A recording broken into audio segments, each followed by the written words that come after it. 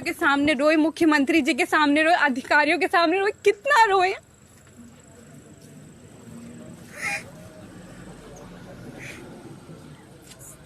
माँ बाप देखते यार, रोने के लिए पैदा थोड़ी ना करा था।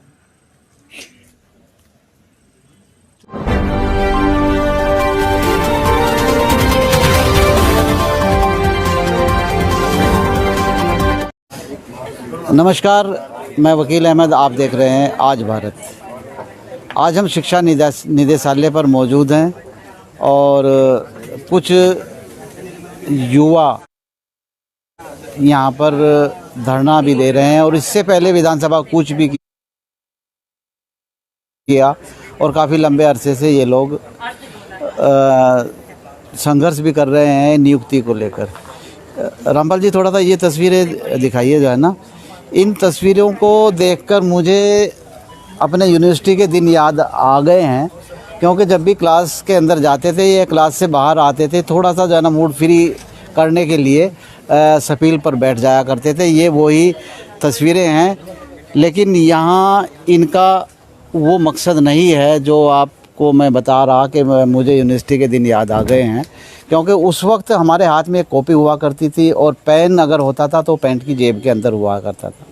इनके पास भी वो सब कुछ है, लेकिन तस्वीरें बदली हुई हैं और तस्वीरों के साथ साथ इनके मकसद भी बदले हुए हैं। मैं इन्हीं से बातचीत करूंगा, क्योंकि इस तरीके से इनका यहाँ पर बैठना उज्जवल भविष्य की एक उम्मीद है या फिर अपना भविष्य अंधकार में होता हुआ नज़र आ रहा है। तस्वीरें आप देख लीजिएगा। सबसे पहले मैं इनके पास आऊँगा। प्राथमिक शिक्षा भर्ती पूर्ण करे सरकार।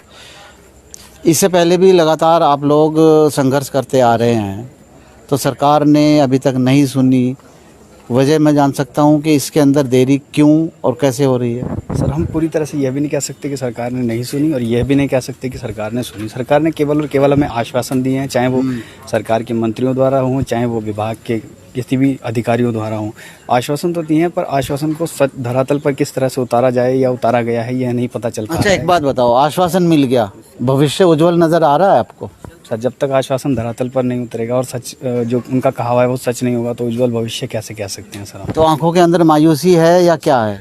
अभी तो मायूसी है सर, बस कल का इंतज़ार है। अगर कल हमारे लिए कुछ सकारात्मक होता है तो अच्छी बात है, अन्यथा हम अपने आंदोलन को और भी आगे बढ़ाएंगे।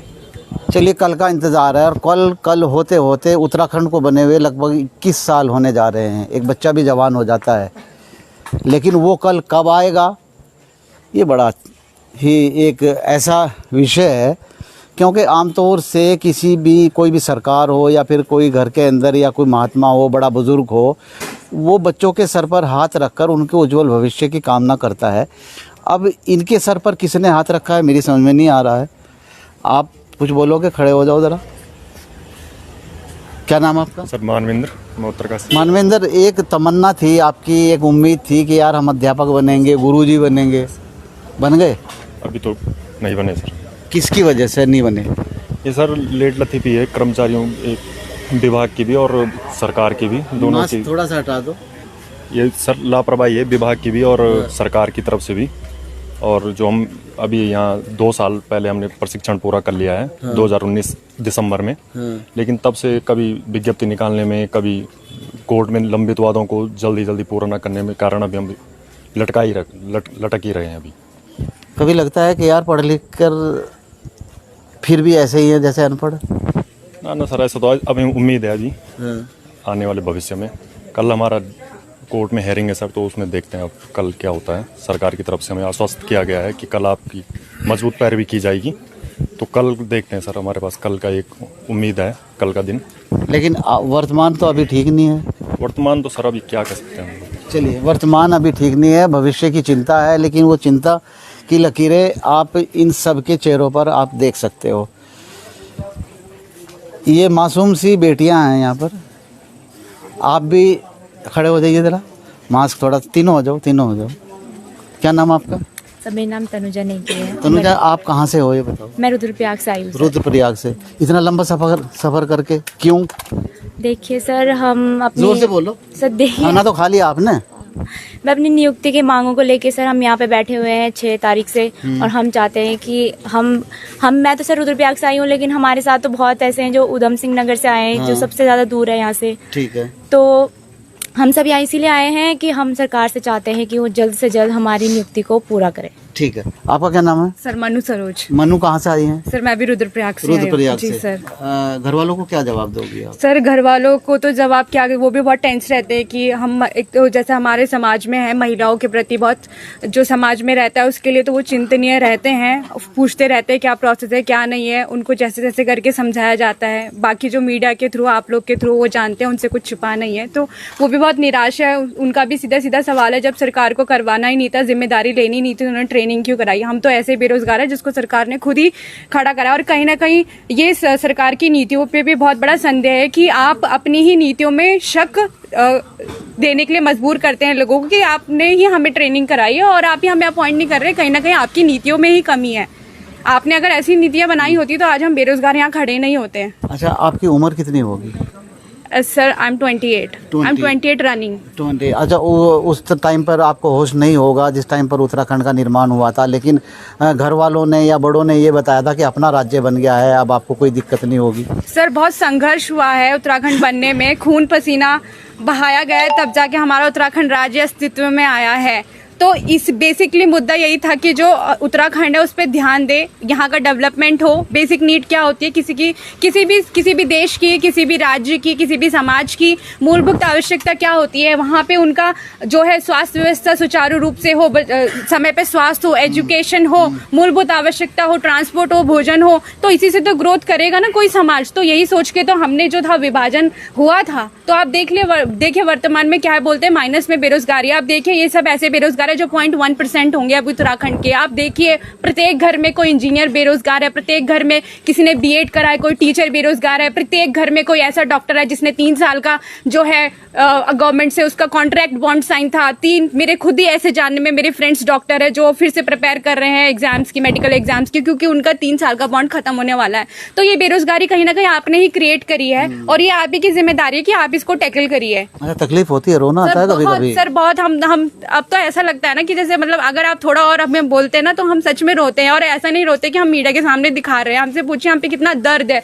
13 डिस्ट्रिक्ट में इतने दूर दूर से लड़कियों ने, सर मेरे लिवर में स्वेलिंग हो गई थी, मेरे को डेंगू हुआ था, कोई मेडिकल लीव नहीं, कुछ नहीं, मेरी फिंगर ब्रोकन डाउन थी, अभी तक भी देखिए इसमें फ्रैक्चर हो रखा है, मैं इसका ट्रीटमेंट नहीं करवा पाई। कोई भी संवैधानिक प्रावधान हमारे लिए नहीं थे, जबकि ISPCS की ट्रेनिंग में भी उनको मेडिकल रेफरेंसेस दिए जाते हैं। इवन आर्मी की भी ट्रेनिंग होती है तो उनको भी मेडिकल प्रेफरेंसेस दिए जाते हैं। लेकिन हमारे साथ इतना कठोर क्यों आया? हमें कोई medical leave, even if someone that woman is pregnant, उसको भी क्या करना था कि नेक्स्ट बैच में she has to be wait. अब कोई कितना वेट करेगा यार? 2016 से 20-21 आ गया, 4 साल तो आपने इसमें गवा दिए।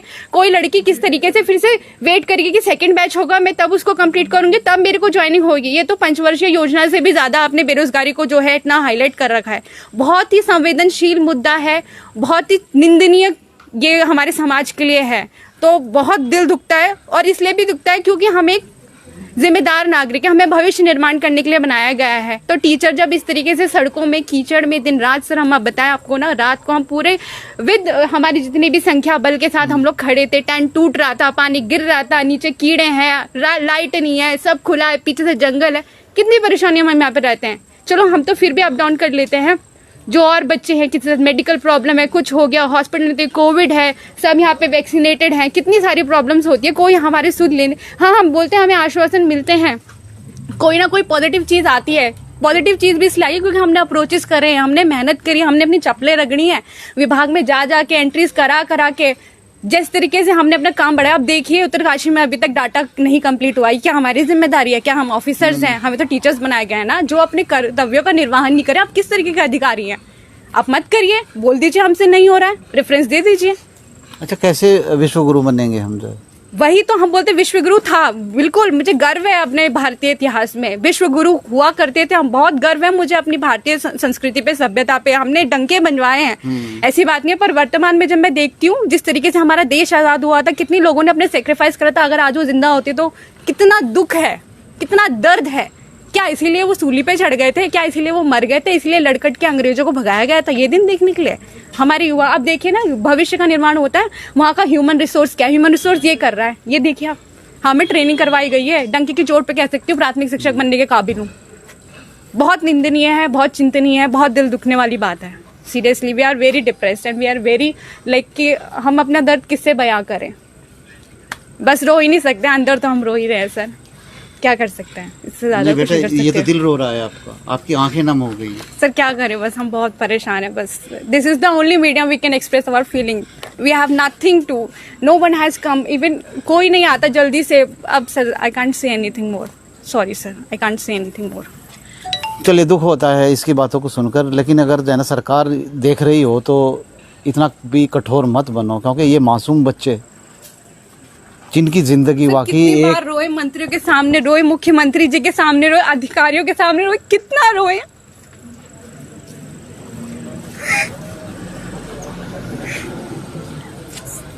माँ बाप देखते हैं यार, रोने के लिए पैदा थोड़ी ना करा था। चलिए एक जवाबदेही बनती है, क्योंकि एक उम्मीद माँ बाप ने भी लगाई थी कि अपने बच्चों का उज्जवल भविष्य हम लोग बनाएं।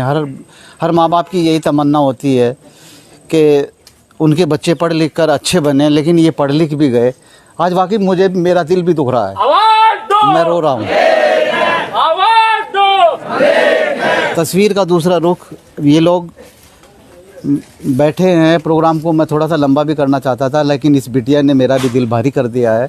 ये बात सरकार को भी सोचनी चाहिए कि वाकई यार इन मासूमों ने किसी का क्या बिगाड़ा है। आपने पढ़ाया, पढ़ गए, उसके बाद फिर ये नौकरी के लिए यहाँ पर दर दर ऐसे बैठे हैं जैसे ये लावारिस जगह पर बैठे हैं। क्या नाम आपका? जी मेरा नाम रजत ईमान है। रजत, मास्क थोड़ा सा जाना हटा दो जी। रजत, ये कब तक यार चलेगा जो है ना, कब तक? सर जब तक हमारी नियुक्ति प्रक्रिया पूर्ण नहीं होती तब तक ये चलेगा, क्योंकि पहले भी हमें कई बार आश्वासन मिल चुका है और शिक्षा मंत्री और मुख्यमंत्री जी ने हमें फिर आश्वासन दिया है कि आपका जो कार्य है वो जल्द से जल्द होगा और कल हमारी पैरवी अच्छे से करी जाएगी। चलिए ठीक है जो है ना, थोड़ा सा आप भी जो है ना दो शब्द बता दीजिएगा कि ये माला आपने डाल ली है और ये कब तक जो है ना चलेगा और क्या कुछ? सर देखिए, हम यहाँ उत्तराखंड के दुर्गम क्षेत्रों से आए। मैं खुद अपनी बात करूँ तो था कि दुर्गम क्षेत्र से यहाँ पर आया हूँ। हमें यहाँ पर आने में कोई शौक़ नहीं है, बस सरकार हमारी जो एक सूत्रीय मांग है हमारी प्राथमिक शिक्षक भर्ती पूरी करनी और उसको हमको नियुक्ति देनी है। जिन्होंने सरकार ने हमें प्रशिक्षण कराया, 2 साल का कोर्स पूरा कराया है, आज तक हमें 3-4 महीने के अंदर नियुक्ति मिल जानी थी, लेकिन 2 साल पूरे होने को है। तो इस वजह से हम यहाँ मजबूर हैं यहाँ बैठने को। सरकार से उम्मीद करते हैं कि शीघ्र अतिशीघ्र से पूरा करके हमें स्कूलों में भेजें, हमें नियुक्ति दें। एक नारा अगर लगाया जाता है कि जिस देश का शिक्षक सड़कों पर, उस देश का आलम क्या होगा। वाकई कैसे बनेगा जो है ना, कैसे विकास होगा और कितना उज्जवल भविष्य है और कितना गति हमारे देश के विकास के लिए होगी। क्योंकि जब पढ़ाई लिखाई सिखाने वाले ही सड़कों पर हैं, यहाँ पर धरना दे रहे हैं। ये तस्वीरें आप देखिए, और भी यहाँ पर जो है ना बेटियाँ हैं, मैं उनसे भी बातचीत करूँगा। आप थोड़ा सा जो है ना मुझे बता दो, क्या नाम है आपका? सर मेरा नाम अरमीना है। अरमीना, कहाँ से आए हैं आप? सर मैं हरिद्वार से आई हूँ। मास्क थोड़ा सा नीचे कर लो। सर मैं हरिद्वार से आई हूँ। हरिद्वार से आई हूँ। मायूसी कितनी होती है?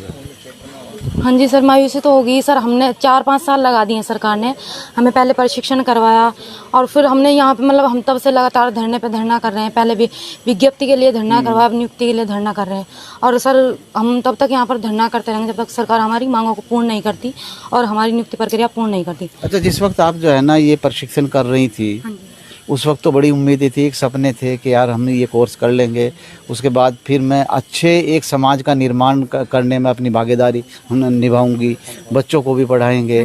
तो वो सब चीज़ें कभी अभी भी ध्यान आती हैं? आती है सर। सरकार ने सबसे पहले सर जब प्रतियोगी परीक्षा पास एग्जाम कंडक्ट करा है सरकार ने, हम 70,000 लोगों में से चुन के 650 लोग निकले हैं वहाँ से। सरकार हमें क्रीम मास बोलती है, तो नियुक्ति देने में इतनी आनाकानी क्यों करती है सरकार? पहले तो उन्होंने हमें 2 साल का प्रशिक्षण करवाया और फिर यहाँ बेरोजगार बनाकर यहाँ धरने स्थल पर बैठा दिया। सर हम सरकार से बस यही उम्मीद करते हैं कि वो हमारा हक है वो हमें दे दीजिए। कोई फैसला कि जल्दी से जल्दी प्राथमिक शिक्षक भर्ती पूर्ण हो। चलिए इस चेहरे को आप देखिएगा, इसकी आंखें वाकई जो है ना इतनी मायूस हैं। इसकी क्या सभी लोगों की हैं, वाकई दुख होता है। अब सरकार को ये बात सोचनी चाहिए कि ये भी अपने हैं और अपने उत्तराखंड के बेरोज़गार युवा ये अपने आप को कह रहे हैं। यहाँ पर उत्तराखंड की बेटियाँ भी हैं। ज़रूरत यहाँ पर इस बात की है कि जो सपने इन्होंने और इनके माँ बाप ने इनके लिए देखे थे,